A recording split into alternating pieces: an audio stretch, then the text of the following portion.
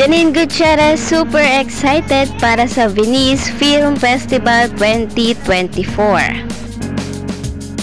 Hello mga ka-chika and hello po sa lahat ng masusugid na manonood. Welcome pong muli sa aking channel. Tumungo na nga po si Janine Gutierrez sa Venice para nga po sa Venice Film Festival. Super excited nga raw ang aktres na magtungo rito.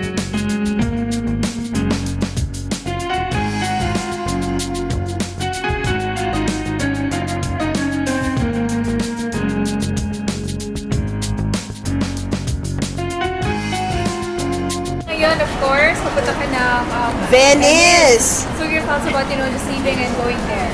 I'm so excited kasi dream ko talaga na makapunta sa International Film Festival with Filipino film. So sobrang happy ako. And sobrang din yung pasasalamat ko sa Lavender Fields kasi pinayagan nila ako to leave for a week and be able to attend. So thank you talaga sa Lavender Fields. Pag hinanap ka nila sa Sunday sa ASAP, ito yon. Yes, opo. Unfortunately, I'm gonna miss the big promo sa ASAP. Pero grabe din yung thank you talaga sa Dreamscape and sa cast ko ng Lavender Fields kasi super nag-message si Ate Jody and our prod na good luck and they wish me well. At pinayagan nila ako, so thank you talaga. Iba rin naman yung pride na dadalhin mo sa bansa because you're representing us sa Venice Film Festival, which is one of the most premium international film festivals in the world.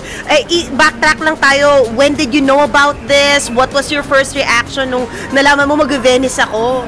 Oh my gosh! Actually, may video ako nung nalaman ko na Venice yung pupuntahan. Tapos sobrang sumisigaw ako tsaka umiiyak. I-post ko mamaya. Pero kasi they didn't tell me agad. Parang sinabi lang na may festival yung film namin na Phantosmia with Direct Love.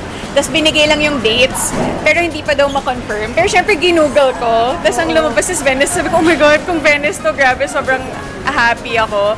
And then yun nga, when they confirmed na Venice, super excited talaga. And you filmed this a while back.